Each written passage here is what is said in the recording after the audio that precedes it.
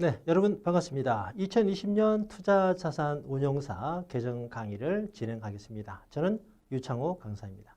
자, 먼저 이 시험이 어떤 시험인지, 또 합격률이 어떤지, 또 어떻게 출제가 되는지, 그리고 제가 진행하는 이 핵심 종합반 강의가 어떤 포맷으로, 어떤 컨셉으로 진행이 되는지를 먼저 이해하시는 것이 매우 중요합니다.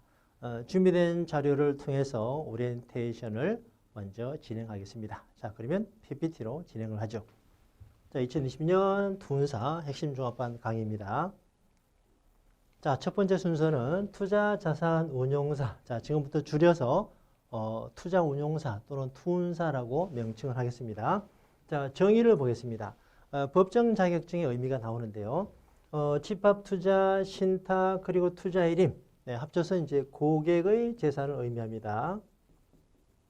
자, 고객의 재산을 운용하기 위해서는 자본시장법에서 정한 법정 자격증인 투자운용사 시험에 반드시 합격을 해야 된다라는 겁니다. 투운사 시험에 패스하지 않고는 펀드 매니저 업무를 수행할 수 없다라는 것이죠. 고객의 재산을 운용하기 위해서는 최소한의 전문성을 갖춰야 되고, 네, 자본시장법상 그 전문성을 이 시험에 합격하는가 여부로 검증 또는 인정한다라고 이해를 하시면 되겠습니다. 자, 두 번째 순서는 투운사 시험에 합격을 하면 어떠한 혜택이 있는지를 보겠습니다. 자, 첫 번째 법정 자격증은 방금 설명드린 내용이고요.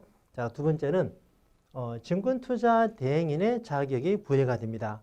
아무래도 이제 대행인보다는 투운사 시험이 상위 레벨이니까 자격이 자동으로 부여되는데, 이제 유의하실 것은 펀드 투자 대행인은, 자, 펀드 대행인은요, 이제 과거에는 이 펀드 대행인도 자격이 부여됐는데, 아무래도 이제 불안전 판매를 지양하는 차원에서 펀드 대행인 시험은 별도로 시험을 봐야 됩니다. 이 부분 유의하시고요. 자, 그리고 이제 NCS 관련한 혜택이 있습니다. 자, 이 부분은 제가 이제 작년 OT에서도 설명을 드렸었는데, 이제 의외로 이 관련돼서 제가 두 건의 질문을 받았습니다. 아무래도 이제 이 투운사 시험은 그 취업 준비생 분들도 많이 응시를 하니까 그 부분에서 NCS에 대한 관심도 높다라고 느꼈습니다. 자, 그래서 NCS 관련해서 좀 더 부연 설명을 드리도록 하겠습니다. 자, NCS 채용은 여러분도 아시겠지만 NCS 채용의 취지는 어떻습니까? 스펙 중심이 아니라 직무 능력 중심이죠. 그리고 그 직무 능력 중심으로 채용한다라는 것은 직무 능력을 KSA로 검증을 하겠다라는 겁니다. 자, K는 knowledge, 지식입니다. 자, S는 스킬, 기술이죠. 그리고 A는 attitude, 태도입니다.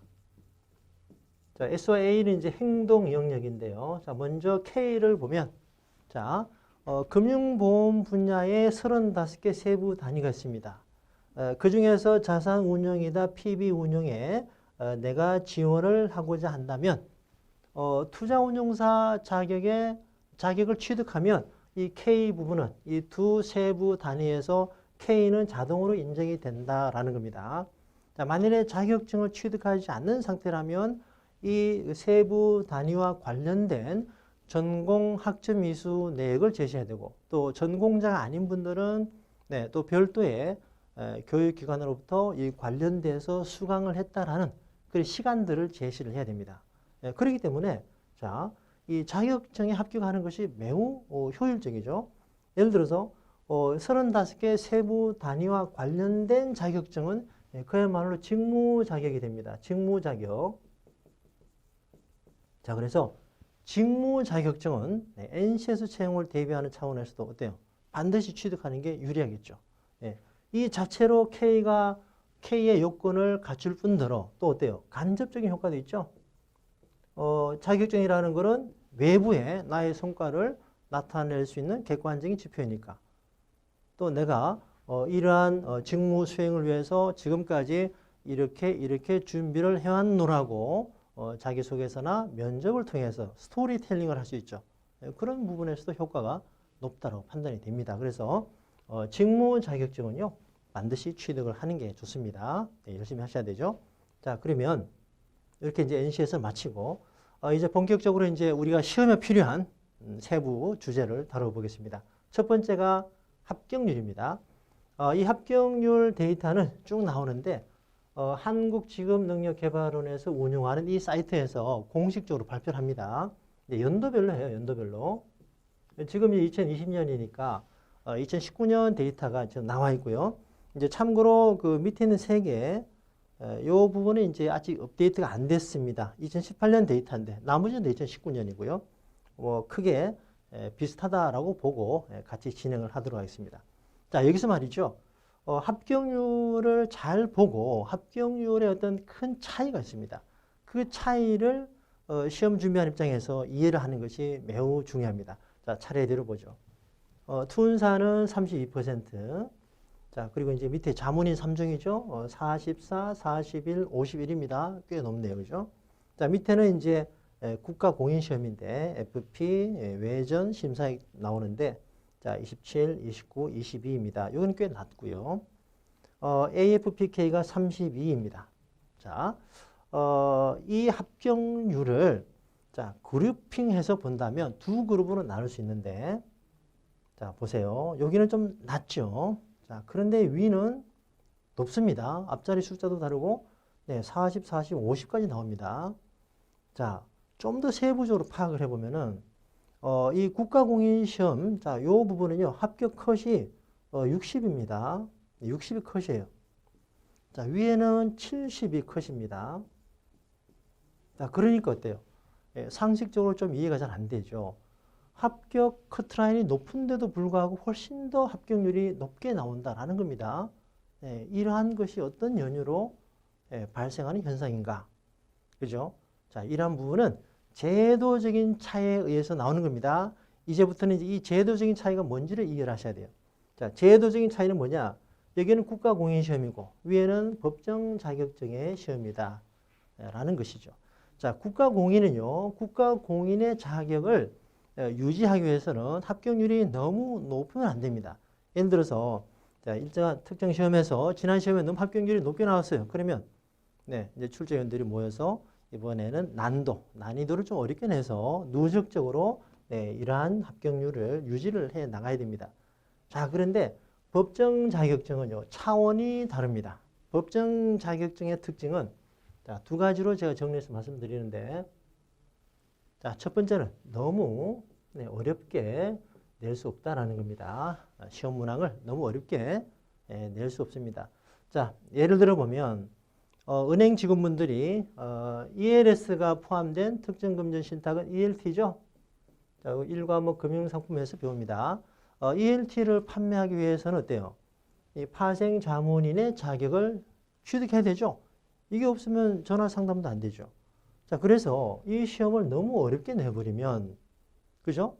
좀 더 심해지면 업무 공백이 발생할 수도 있기 때문에 그렇게 너무 어렵게 낼 수 없다라는 겁니다. 자, 그럼 어떻게 운용하느냐? 자, 불완전 판매가 안 되는 수준의 어떤 합격 컷을 정하고, 네, 70이죠? 요 부분을 넘어가면은 불완전 판매는 하지 않겠다. 지식 수준으로. 그래서 이제 요걸 넘어가면 합격이죠. 그러면 이제 업무를 할 수 있는 겁니다. 그리고 이 합격률이 얼마나 높은지, 낮은지 이런 부분은 신경을 별로 안 쓰죠. 크게 구애받지 않습니다. 그래서 이 법정 자격 시험은 매 시험 난이도를 조절하는 시험이 아니다. 이렇게 이해하시고요. 자, 두 번째. 자, 그러면 두 번째는 이제 뭐 논리상 비슷한 뭐 얘기일 수 있는데 이제 소위 말해서 너무 떨어뜨리기 위한 문제, 너무 꼬아낸다거나 너무 비틀어서 내는 문제는 없다. 네, 뭐 이상한 문제 이렇게 하겠습니다. 이상한 문제는 없다라는 거죠. 이제 이러한 부분들이 작용에 대해서 합격률이 높게 나온다라는 겁니다.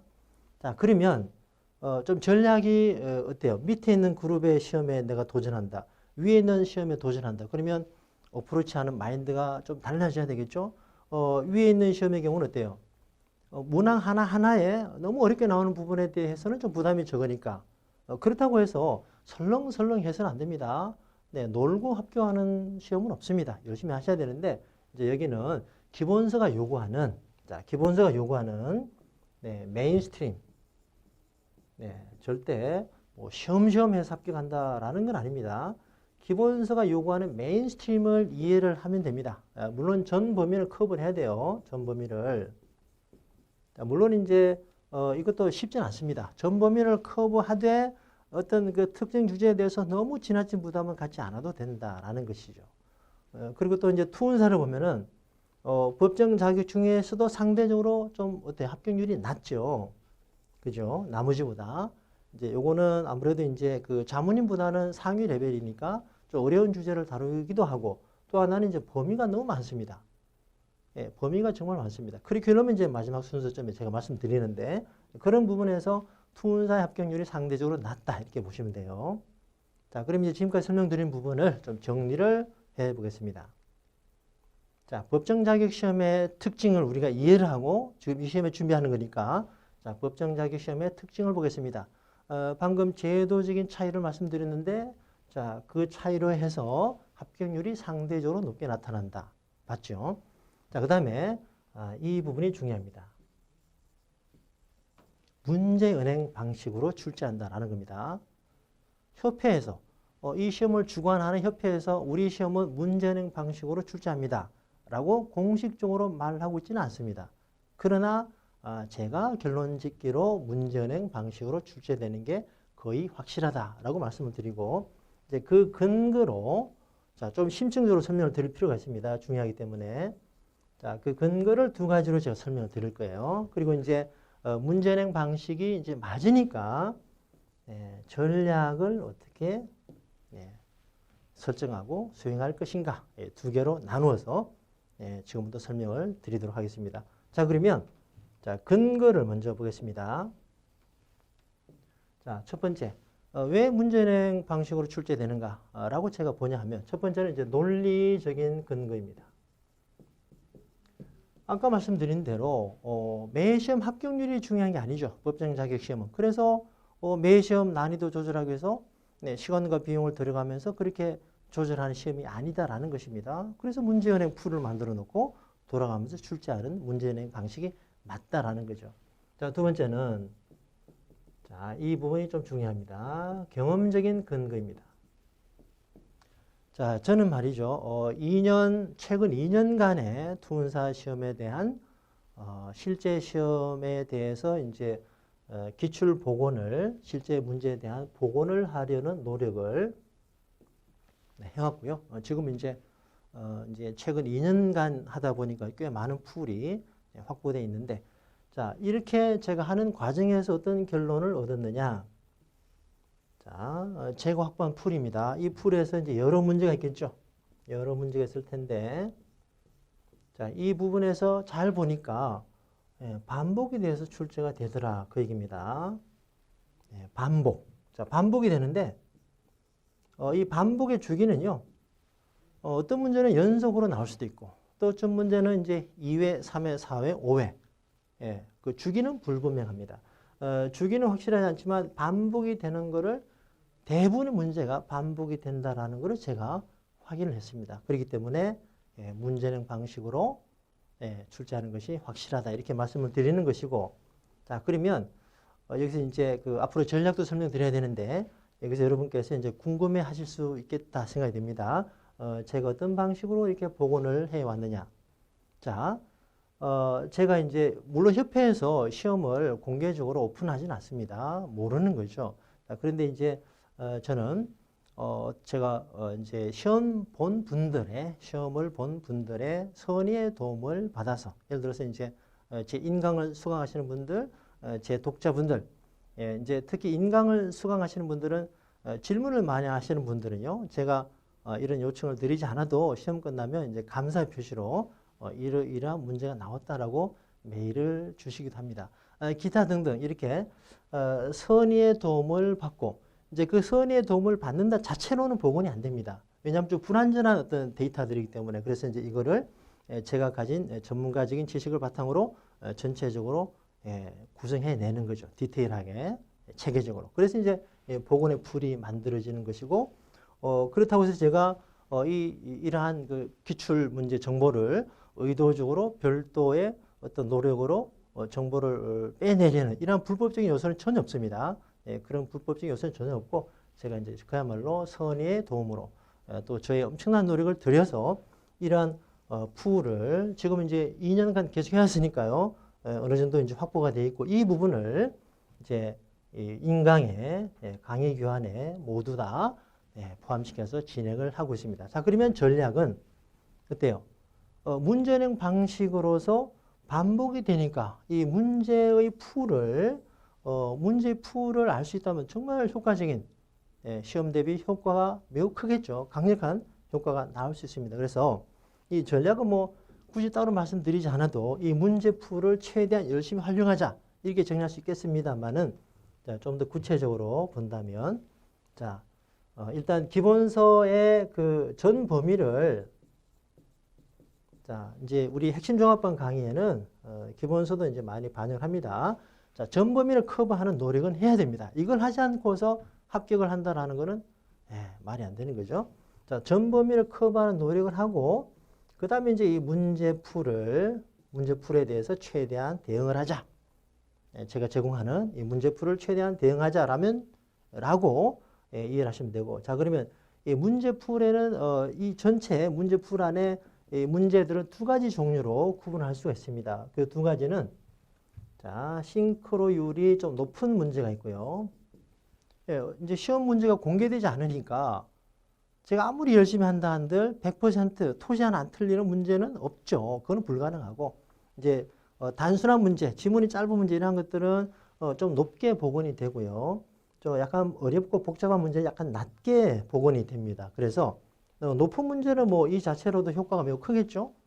그런데 낮은 문제도 효과가 큽니다. 왜 그러냐면 싱크로율이 낮다 하더라도 투문사 범위가 얼마나 큽니까? 그죠? 굉장히 범위가 넓은 시험인데 어떤 주제, 어떤 토픽에서 나왔다라고 확인이 되고 그것이 반복이 된다고 하면 그 주제를 이해하면 되는 거죠. 싱크로율이 낮다 하더라도 그 관련 주제를 이해하면 됩니다. 네, 이렇게 이제 이해와 문제풀이를 병행해 나가면서 강의하는데요. 자, 이렇게 이해하시면 시험장에서 역시 큰 위력을 발휘하게 됩니다. 이런 마인드로 대비를 하시면 되고, 자, 그러면 이제 매 시험 출제가 어떤 방식으로 나오는가를 문제은행 방식의 이제 논리를 이어서 한번 정리를 해보겠습니다. 자, 매 시험은요, 자, 100문항, 100%가 있다고 하면 80에서 85%는 제가 경험적으로 판단하는 겁니다. 80에서 85%는 난이도가 중하의 문제다. 중하의 문제다. 기존의 문제풀에서 이제 반복이 된다 이렇게 보시면 되고요. 자, 상위 20에서 15%는 좀 어려운 문제다.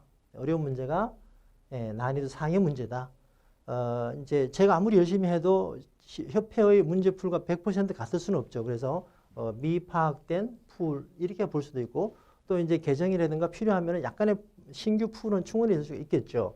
자, 그런 부분에서 이제 못 보던 문제가 나올 수 있는 겁니다.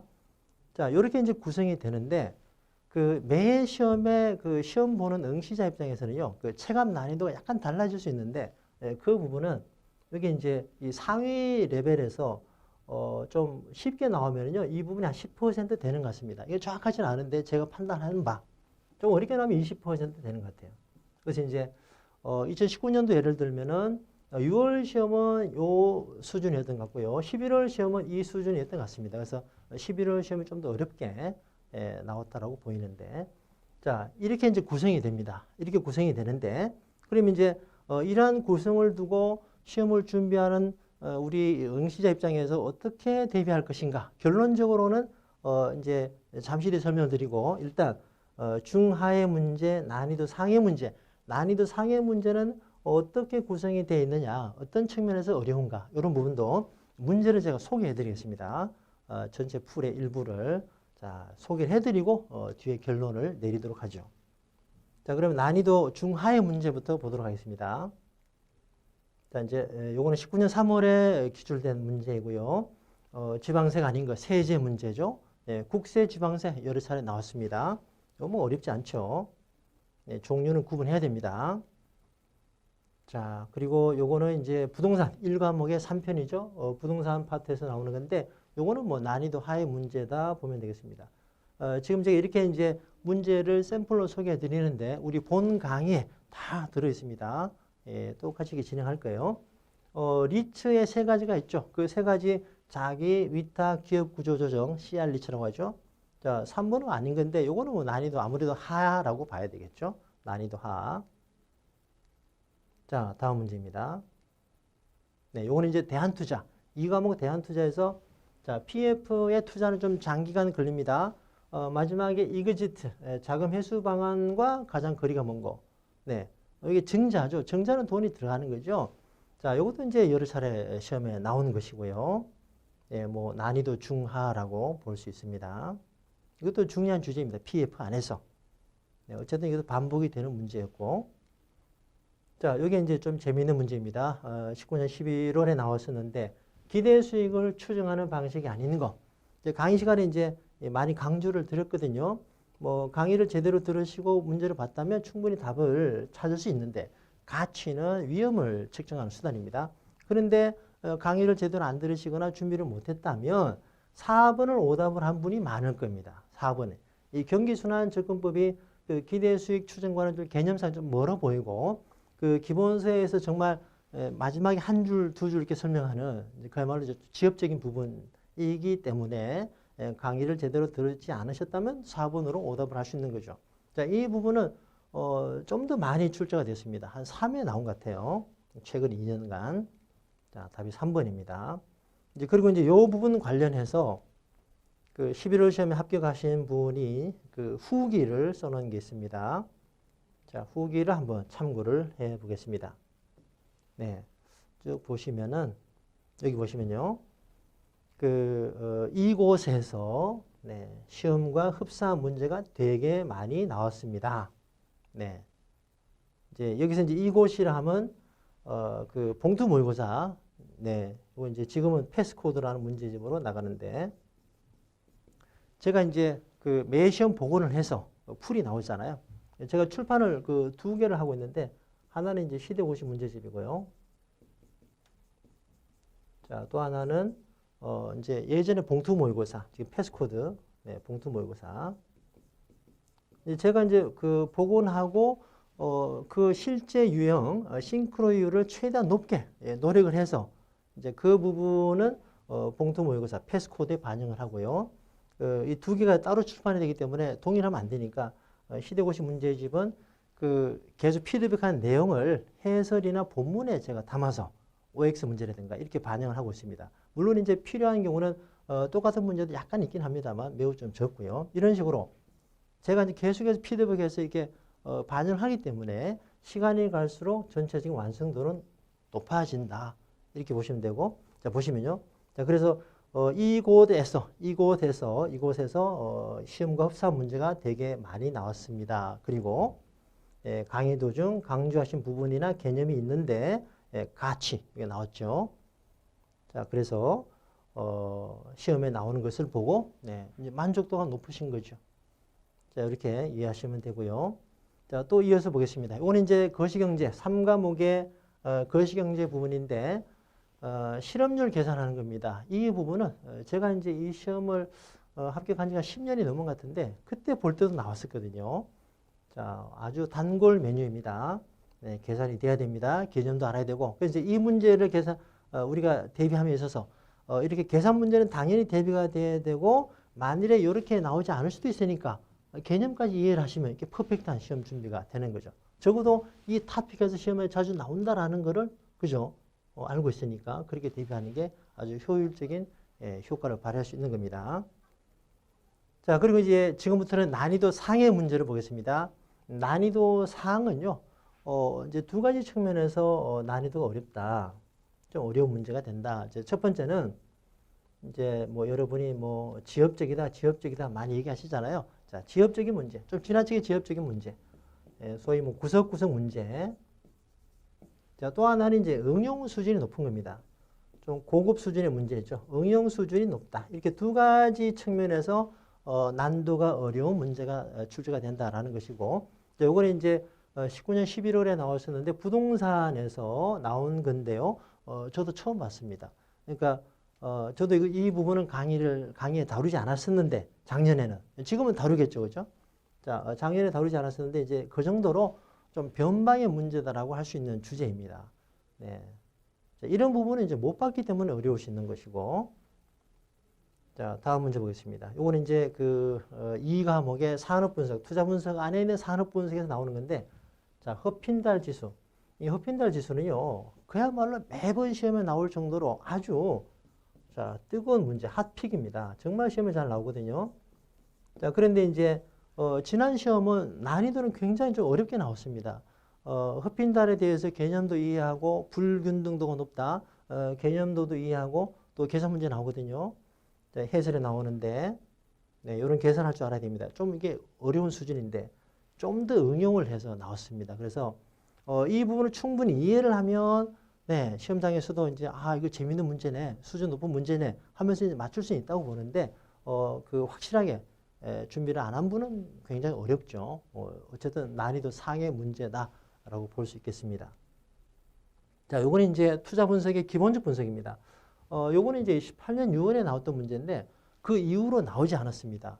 그러면 최근에 또 나올 확률이 높아지긴 합니다만, 자, 이 부분은 그야말로 좀 어려운 문제예요. 난이도 상상이다.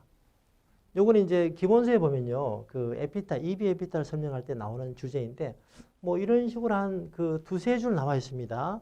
그리고 숫자를 제시하지 않은, 숫자를 통한 어떤 계산 예시는 전혀 하지 않고 있는데, 간단하게 기본서 설명을 바탕으로 이거를 계산 문제로 내는 거니까 아주 높은 응용 수준의 문제인 거죠.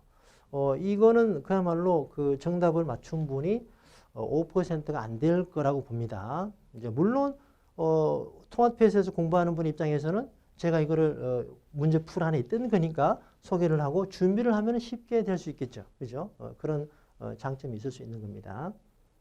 자, 이거 아주 어려운 수준의 문제고요. 자, 그리고 이제 이건 자본시장법에서 나온 문제인데 전매 제한 조치상 보호예수의 예외. 네, 이 부분도 제가 처음 복원을 하고서 좀 놀랐습니다. 왜냐하면 좀 중요도가 떨어지는 문제라고 봤는데, 예를 들어서 이제 증권의 발행 관련한 내용인데 간주 모집이 중요하게 다뤄지거든요. 네, 간주 모집이 되지 않기 위해서는 전매 제한 조치를 해야 되는데, 이제 2단으로 가죠. 1, 2, 전매 제한 조치. 근데 여기에 대한 예외까지 묻는 거니까, 네, 3단으로 이제 문제를 내는 겁니다. 좀 많이 지엽적이다라고 할 수 있는데, 제가 처음에 봤을 때, 이런 것까지 나오는구나, 이렇게 생각했었는데, 알고 보니까 이게 한 최근 2년간 한 3번 정도 나왔습니다. 그죠? 그래서 이제, 문제풀을, 네, 먼저 볼 수 있다라는 거는 그야말로 좀 매우 위력적이고, 이제 그 부분을 제가 계속 제공하기 위해서 정말 매 시험 이렇게 복원하고 이 내용을 제가 교재나 강의에 업데이트하는 것이 굉장한 노력이 들어가거든요. 그럼에도 불구하고 이제 합격률이 높게 나오고 또 후기를 보아서 이제 만족도가 이렇게 나오면은 기분이 좋은 거죠. 저도 이런 노력을 계속 해 나갈 겁니다. 자, 이렇게 이제 난이도상 하나 더 있는 것 같습니다. 자, 또 하나가 네, 그렇죠. 3과목의 파생인데 파생 상품의 선물 차익거래 포지션을 물어보는 것인데 이것도 좀 어려운 문제입니다. 왜냐하면 이제 첫 번째가 균형 가격 계산을 할 줄 알아야 되거든요. 그리고 균형 가격의 크고 작음에 따라서 이 포지션을 정확히 찾아야 됩니다. 여기서는 이제 개념도 정확히 좀 이해를 할 필요가 있습니다. 이 부분은 기본서에서 한 3페이지에 걸쳐서 자세하게 설명하고 있습니다. 그래서 이 부분도 이 시험도 최근 2년에서 한 2, 3회 나온 것으로 압니다. 어쨌든 이렇게 난이도 어려운 문제들은 좀 지엽적이거나 매우 지엽적이거나 좀 응용 수준이 높다. 아주 문제가 좀 디테일하다. 이런 식으로 정리를 할 수가 있겠습니다. 자, 그러면 이렇게 이제 문제풀이에 있는 문제들을 몇 개 보기로 봤는데요. 자, 그러면 전략을 한번 정리를 해 보겠습니다. 자, 그러면 어떻게 이제 전략을 최종적으로 한번 내려볼 것인가. 지난 19년 11월 시험에 우리 토마토패스 이제 유료 회원분께서 시험 끝나고 저한테 질문을 주셨습니다. 아까 이제 제가 얼핏 제가 말씀드리기를 좀 어려웠다 그죠? 24회 시험. 네, 어려웠다 말씀드렸는데 좀 처음 본 문제들이 제가 보기에도 처음 보는 문제들이 좀 있었으니까 아마 시험 본 분들은 체감상 많이 어려웠을 겁니다. 이분이 시험 끝나자마자 그 당일에 저한테 질문하셨어요. 네, 시험이 좀 많이 어렵게 나온 것 같다. 기본서를 샅샅이 보지 않고는 대응이 잘 안 되는 것 같다. 어떻게 해야 되겠습니까? 라고 저한테 질문을 주셨는데 결론적으로 기본서를 자, 이 부분을 그죠? 이 부분을 확실하게 커버하기 위해서는 그야말로 기본서를 샅샅이 공부해야 되는데 이렇게 해야 되는데 이렇게는 하지 않는 게 좋다라고 말씀을 드렸습니다. 왜 그러냐면 자, 이렇게 이제 가면 물론 좋습니다. 기본서 물론 제가 기본서 공부를 하지 말자 아닙니다. 기본서의 메인스트림을 파악해야 되니까 제가 이제 핵심 종합반에서 뒤에서 설명드립니다만 기본서를 최대한 반영하고자 노력하고 있고 기본서의 메인스트림을 이해를 해야 됩니다. 그렇지만 그야말로 이제 구석구석 나오는 문제를 커버하기 위해서 샅샅이 공부하는 것은 네, 현실적으로 한계가 있습니다. 여러분이 시험 보시는 분들이 아무 일 하지 않고 이것만 공부하시는 게 아니거든요. 시간의 한계, 에너지 한계가 있기 때문에 이렇게 출발했다 하더라도 중간에 포기할 확률이 높아집니다. 그래서 이제 인풋 대비 아웃풋의 효율이 매우 낮은 거죠. 그래서 저는 결론을 자, 밑에 80에서 85%에 해당되는 이 부분에서 70% 이상을 득점하겠다라는 각오로 공부를 하셔야 됩니다. 이 부분에서. 자, 이 부분은 난이도가 중하라 그랬죠. 기본서 전 범위를 커버하고 우리 인강에서 제공하는 이 문제풀을 풀어보고 이해를 하면 충분히 대비가 됩니다. 네, 그래서 이 풀은 일단 없다고 보고 여기서 70% 이상 내가 점수를 맞겠다. 여기서 바로 합격하겠다라는 마인드로. 그러면 이제 이 부분에 대해서는 퍼펙트하게 준비를 하셔야 되죠. 그죠? 자, 그리고 이제 이렇게 하기 위해서는 반복 학습을 해야 됩니다. 반복 학습. 네, 반복은 정말 중요한 거예요. 너무너무 중요한 겁니다. 저는 이제 인강에서 반복이 중요하다라는 말씀을 자주 드리고 있는데, 자, 왜 중요하냐면요. 반복은 우리 기억을, 그죠? 확실하게 하는 중요한 수단이죠. 자, 그거 외에도 그것보다 더 중요한 것은요. 이 실력이 늘어나는 겁니다. 반복을 하게 되면은. 반복을 하면 처음에 강의에서 들리지 않았던 것이 들립니다. 예, 이게 정말 중요하거든요.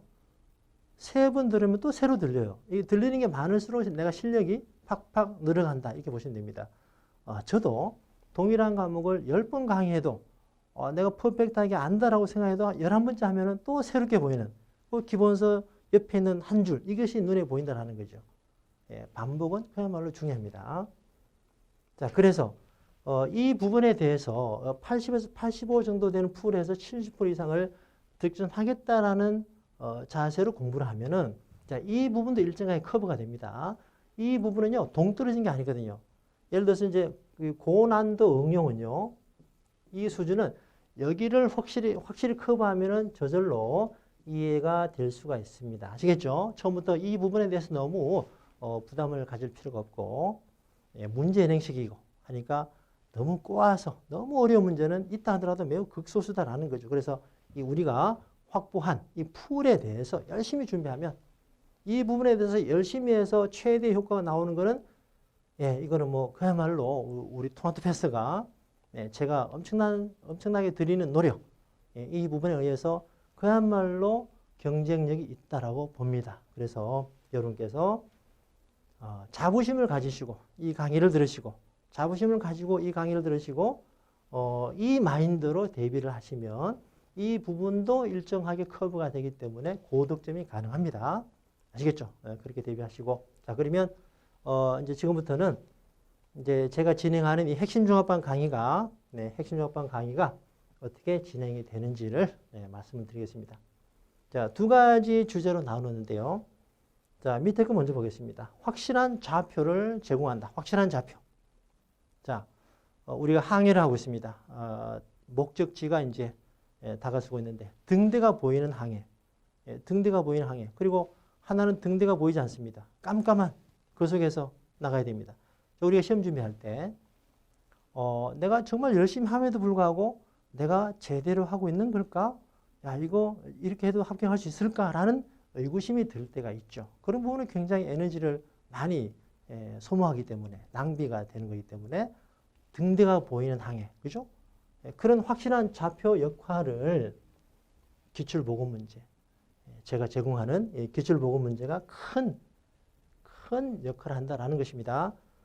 이 기출보고 문제, 제가 제공하는 이 기출보고 문제, 그리고 여기다가 기본서 문제를 추가합니다. 기본서 문제는요, 왜 중요하냐면은 그 기본서의 메인스트림을 이해할 수 있는 중요한 단서죠. 기본서 조사가 이제 아쉬운 거는요, 19년도 기본서 개정이 되면서 좀 간소화가 됐습니다. 간소화. 그래서 전체 페이지가 좀 줄었는데 그 페이지 줄면서 문항수가 한 반 정도 줄었습니다. 그 챕터가 끝나고 나오는 그 문항이 좀 아쉬운데 제가 이제 이 부분은 그 예전에 그 없어진 것 중에서도 좀 필요하면 이제 기본서로 다 소개를 합니다. 이 인강에서. 자, 그래서 메인스트림을 파악할 수 있는 중요한 단서이기 때문에 이 두 개를 문제를 다 이해하면 충분히 시험장에서 확실하게 고득점이 가능합니다. 그래서 이제 이 문제를 이해하기 위해서 이론을 공부하고 이게 잘 안 되면 모르는 부분은 강의로 또 다시 찾아보고 문제집도 찾아보고 이런 식으로 대비를 하시면 되겠습니다. 자, 그리고 이제 첫 번째. 제가 진행하는 이 핵심 종합반 강의는요, 다른 강의와 좀 다릅니다. 포맷이. 자, 이론과 문제가 융합식으로 진행이 됩니다.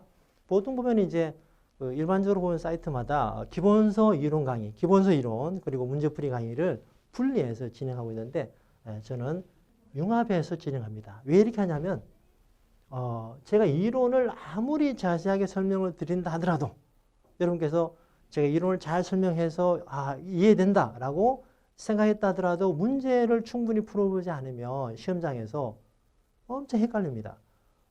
문제를 통해서 시각을 알 수 있고 여러 시각, 그 주제에 대한 여러 관점의 시각을 문제를 통해서 파악할 수 있거든요. 그래서 시각이 갖추어집니다. 그런 다양한 시각 속에서 이제 주제를 이해를 해야 어떤 문제가 나와도 알 수 있거든요. 대응할 수 있습니다. 그래서 문제를 풀어봐야만 그야말로 진정하게 내가 아는 것이다. 그런 학습이 된다라는 것이고 이 부분은요. 이 부분은 이제 제가 통합투표에서 그 런칭하는 강의가 뭐 여러 개 있는데 이제 보험심사위원회라고 있습니다. 그 손해보험업계의 국가공인시험인데요. 요거는 이제 합격률이 좀 낮은 편입니다. 이 시험에서는 이제 제가 이렇게 융합식 강의를 런칭을 하고 뭐 지금 압도적으로 업계 1위를 유지하고 있습니다. 보험심사위 시험은요, 시험장에 가면은 90% 분이 제 교재를 본다고 해요. 자, 그럴 정도로 검증이 된 강의다 이렇게 보시면 되고, 투문사 강의도 제가 이제 이 핵심 종합반을 통합투표에서 런칭한 이후로 두 번의 시험을 거쳤습니다. 19년 6월 시험, 그리고 19년 11월 시험. 네. 예정대로라면 이제 2020년 2월 시험이 치러져야 되는데, 코로나 19의 문제로 요거 유보가 됐었죠. 자, 이런 상황인데 두 번의 시험을 거치면서 합격률이 꽤 높게 나오고 있고 또 후기를 보면은 만족도가 많이 높은 걸로 나오고 있습니다. 열심히 제가 이제 최선을 다하는 만큼 이렇게 반응이 나오니까 저도 기쁜 것이고요. 더욱더 계속 피드백해서 이런 노력을 해 나가고 있습니다. 자, 그러면 융합식 강의는 어떻게 진행되는가를 또 간단하게 샘플로 보도록 하겠습니다. 자, 파생 상품에서 아주 중요하게 다뤄지는 것이 푸콜 페리티입니다. 푸콜 페리티는 너무너무 중요합니다. 좀 어려운 주제일 수도 있고 여기서 시험에 잘 나옵니다. 자, 이렇게 이제 푸콜 페리티는 이런 것이다라고 이론을 먼저 학습을 하고 필요한 이론을 계속 학습을 하죠. 자, 증명하고 또 푸콜 페리티의 변형, 동등성입니다. 세부적으로 이제 이 주제에서 시험에 제일 잘 나오고요. 자, 이렇게 이제 이론을 정리하고 문제를 풀어봅니다. 아까 말씀드린 기본서 문제는 제가 가급적 빠지지 않고 다 소개를 해드립니다. 자, 이 부분은 뭐 실제 시험에도 나왔다고 보시면 되고요. 기본서 문제와 실제 시험의 그 근접도는 매우 가깝다. 왜냐하면 중요하게 본 거니까 시험에도 나온다라는 거죠. 똑같이 나오지 않는다 하더라도. 자, 이렇게 문제를 풀어봅니다. 자, 그리고 이제 여기 관련해서 그 문제 기출 풀에 있으면은 이렇게 소개하는 거죠. 이렇게 소개를 합니다. 여기 이제 채권 매수 이것도 한 2번 정도 나온 거예요. 그리고 필요하면 별도로 제가 출제해서 이제 응용 문제 별도로 하나 예제를 이렇게 풀어봅니다. 좀 중요하고 무거운 주제 같은 문제 수가 더 많아지고요. 이런 식으로 이론과 문제를 융합해서 진행하는데 이제 그래서 뭐 물론 이제 효과는 매우 좋습니다만 문제가 있긴 합니다. 네, 작년에 보니까 81강이에요. 작년 강의는. 뭐 이번에도 이제 뭐 큰 차이는 없겠는데 좀 이게 좀 볼륨이 크죠. 여러분께서 아무리 좋은 강의라도 이 완강하기가 좀 완강하시면 정말 효과는 좋은데 이런 부분에서 좀 이제 문제가 있을 수 있습니다. 시간이 없는 분들의 입장에서는 그래서 이제 이 부분은 그 실전 마무리 특강 이 부분을 보완하기 위해서 제가 실전 마무리 특강을 별도로 런칭했습니다. 이 부분에서 중요한 것을 뽑아서 네, 실전 마무리는 21강인데요. OT 빼면 20강인데 이제 그 전체 과목이 17개이거든요. 세부적으로 보면 19개인데 네, 이제 20개로 제가 마무리했는데 한 강마다 저 러닝 타임이 좀 있습니다. 그래서 실제로는 한 40% 되지 않겠는가라고 보는데 어쨌든 이제 임박해서 시간이 부족하면 요거를 활용하시면 됩니다. 이렇게 해서 어쨌든 최대한 여기도 뭐 기출 풀은 제가 다 공개를 하니까요. 이렇게 대응을 하시면 되겠습니다. 어쨌든 이런 식으로 융합식으로 강의가 진행이 되고 이것은 아주 효과를 많이 주고 있다. 이 부분을 후기를 통해서 확인할 수 있는데 몇 개만 제가 소개를 해 보겠습니다. 자, 이제 이 부분은요. 그 지난 시험에 24회 시험에서 94점 아주 뭐 공부 잘하신 분이죠. 이런 분은 뭐 사실 강사가 수강생분을 잘 만나는 거죠.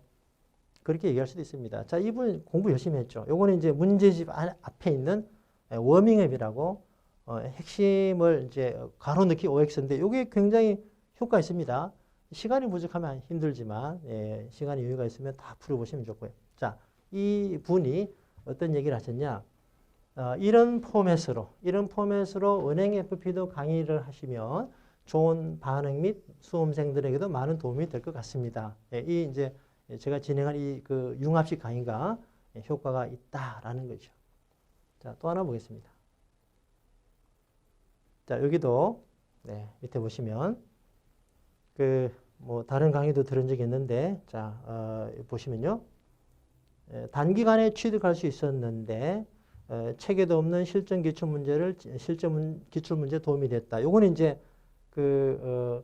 이제 강의 교환을 말합니다. 강의 교환에는 제가 이제 아까 말씀드렸잖아요. 그 출판은 문제집과 시대고시 문제집과 봉투 모의고사 패스코드 따로 있는데 그 두 개가 다르게 출판이 되는데 강의 교환은 다 제가 중요한 거 다 넣어서 하거든요.